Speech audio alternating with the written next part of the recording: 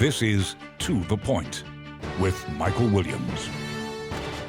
Good morning. Governor Ron DeSantis got his election fraud task force signing that legislation into law. More on that in our roundtable. Meanwhile, you'll recall a Florida federal judge in Tallahassee late last month struck down the Republican-authored new Florida election law, calling it an attack, saying for the past 20 years, the majority of the Florida legislature has attacked the voting rights of its black constituents, end quote. But legal observers note the ruling's likely to be overturned by a higher court.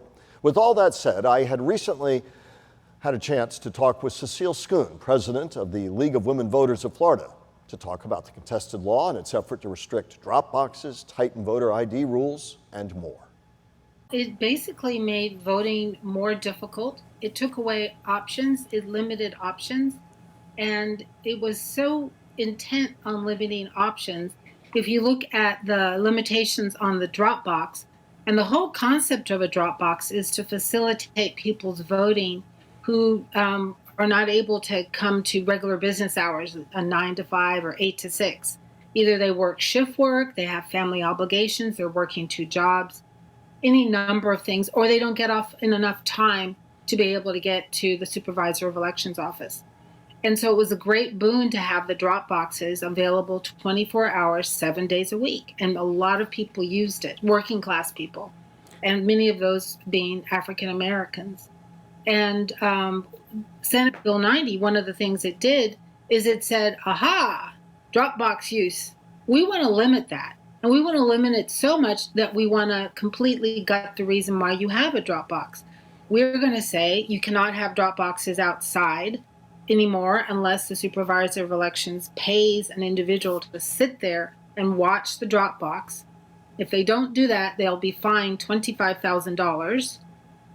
And we also want to say the only hours that the drop box can be used are regular business hours. So I like to use that one as a perfect example of really being very illogical and harmful to the voters. Ms. Schoon, talk about the recent court ruling out of the federal court in Tallahassee, where the judge said the law was using subtle tactics to suppress black voters. Talk about that, and also give our viewers a primer on what that judge did to say, wait, we're going to roll back some of this. Right. Well, that 288-page order is extremely powerful. It was, the lawsuit was brought by the League. We were the first plaintiffs, but many others joined us, our allies. And the judge took his time and analyzed each particular plaintiff's case and the history. But in so doing, he took credence from the expert testimony of, I believe it's Dr. Birch, who testified, and she went into the history of how the Florida legislators seemingly intentionally were looking at every methodology that African Americans were using over the last 20 years. Whenever there was an increase in a particular type of voting style or a voting methodology, the legislators would come back and literally target that particular use and make that particular use more difficult. Does that include absentee ballots that Republicans championed for many years as a better way to vote, and then in 2021 said, whoop, let's limit that? Same with drop boxes. Does that include that? Exactly, because before, when it was a Republican tool, primarily white users, it was no problem. It was safe, there was no fraud. And as soon as they looked and they saw that African Americans, who in their minds tended to vote more democratically, were using it more, the tool has been whatever methodology the blacks are using that's increased, that is what they stop. And so the vote by mail is what has been targeted greatly in all the aspects. And this has been done with Amendment 4. There was another bill, I believe it was Senate Bill 1355 that actually Senator Baxley had introduced in the past that also targeted the methodology that black voters were using every time with IDs and things of that nature. It would always focus on how to shut down the black vote. And the judge literally ruled that it was intentional for the last 20 years, that the Republican legislators had intentionally targeted to limit black voting with their laws because they felt that black voters were Democratic voters. And so he has struck down some of these parts of the law, not in its entirety, but restrictions on things like drop boxes and the like.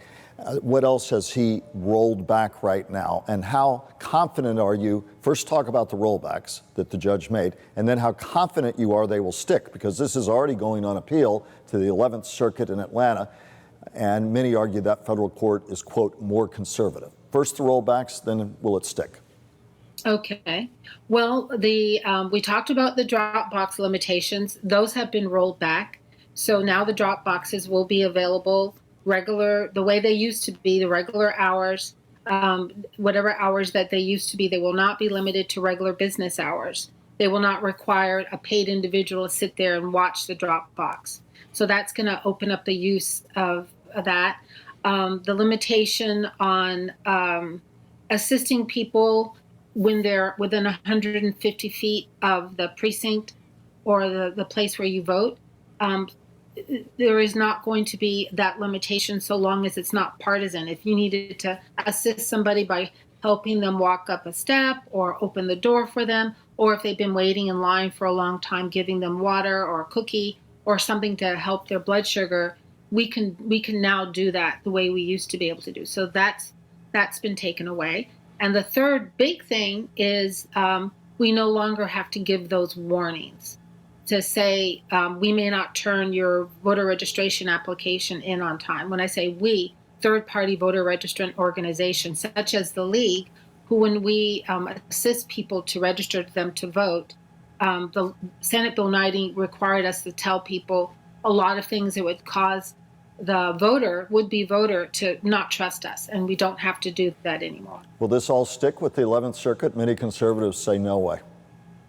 That is a question of the hour. My view of all of this is that the 11th Circuit, where I actually practice, I'm a civil rights lawyer myself, not on voting, but on employment. Sure. The 11th Circuit and the United States Supreme Court have promised many parties that if you brought a case that had strong evidence of intentional discrimination, they would take note and they would not allow it. So I'm hoping that the 11th Circuit and the United States Supreme Court, if they review this case, adhere to their prior statements and look carefully and give our case an opportunity to be reviewed fairly.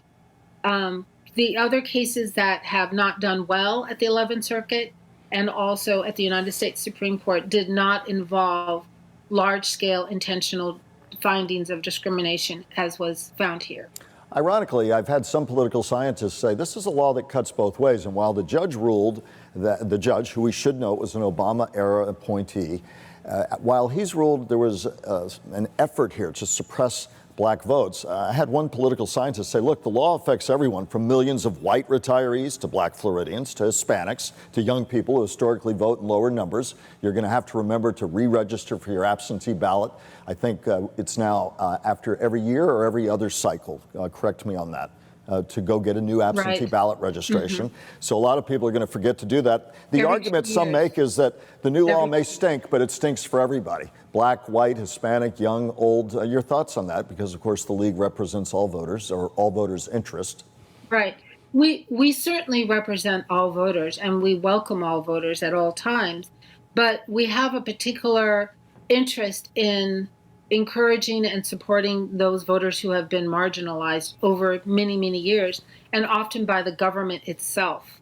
Of course, we got our start as suffragettes. That's and right. Even before that, many of the suffragettes were abolitionists. So we have in our DNA to care about groups that have been shut and told, hey, you don't belong here. You don't get a voice. So we have our eye on these groups that have been marginalized by the government over the many years. And we would say that the evidence was shown that even though the laws, they are there and they are enforced against everybody, what the evidence, if you read the evidence and cited by the judge in his ruling in the case, it showed that the particular limitations would impact African Americans more. Briefly to two And questions. that's what the evidence is. I apologize. Sometimes the Zoom feed, I apologize for cutting over your comment there. Republicans argue fundamentally, look, we need this to fight the possibility of fraud. This year, the governor got his separate unit, election police task force, said we need to fight fraud. We need this election unit. Your thoughts on both, that we need it for fraud, that we need a separate task force, a separate police unit to fight this? Republicans say we do. And they carried the day in Tallahassee. They articulate a lot of things that are verbal, and when you ask them for the evidence, they readily admit, no, we had no evidence of fraud. In fact, Senator Baxley is one of the proponents of both Senate Bill 90 and Senate Bill 524, which you're referring to. The senator out of Ocala, as I recall. Yeah, I believe so. He admitted there is no findings of fraud in the state of Florida. The governor said so right after the election. First of all, their person that they wanted, former President Trump, won the state of Florida. So we are literally looking around and going, there's fraud, but your guy won. The one that you espoused and supported won. And guess what? Right after the election, it was celebration time. The governor went on national TV and said how well Florida had done. We had no fraud. We had our numbers in. Everything was running smoothly. The Secretary Lee said this exact same thing. So we have on the record there was no fraud. Everything went well. And the governor even said the rest of the nation should look to Florida to see how to do elections. Going from that to we have to spend millions of dollars and interfere and limit voting access because we are afraid that some fraud that has not happened may happen in the future is illogical. Our state has so many needs, as many states do. We're one of the last in spending on education, public schools. We have not expanded health care. We have people dying for no good reason because they don't have regular access to health care. It's actually literally painful to think about spending money on things that have just been talked about when there's been no evidence, even for the supporters. They said there was no evidence of fraud. So you can't have it both ways. Ms. Schoon, final thought in your mind. What hangs in the balance here for voting in Florida for people of all backgrounds as this continues to be a central issue both here and in other states around the country? This is an opportunity for our state to live up to its foundational values that every citizen counts. It's an opportunity for our state to show the rest of the nation that one of the preeminent values of our nation is that every citizen should be able to vote and to be able to have their voice heard. And that was a promise that took over hundreds of years to be reached. And we don't need to go backwards in any way by limiting access to the voting for the disabled, for the elderly, for African Americans, or any group. We all are part of this wonderful state, imperfect nation, but wonderful nation. And we all need to come to the table so that we can have our needs heard. And we do that by voting. Up next, a look at Florida's new elections fraud fighting squad. Ryan Crowley joins us.